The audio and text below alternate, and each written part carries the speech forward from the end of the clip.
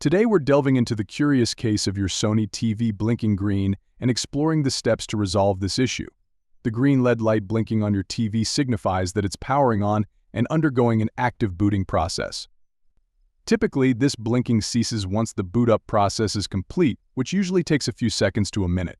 However, if your TV turns on and immediately switches off, initiating a loop of blinking, a power cycle might be necessary.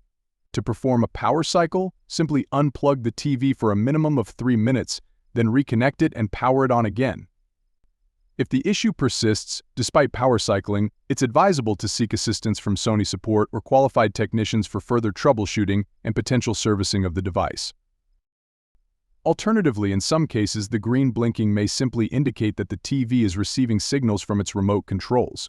This is particularly true for recent Sony TV models, which are programmed to blink green upon receiving command signals from the remote. In such instances, this blinking is considered normal and doesn't necessitate any intervention. However, if desired, some TV models offer the option to disable the status LED entirely through the system settings. And with that, we conclude today's discussion. Thanks for tuning in, and until next time, happy viewing.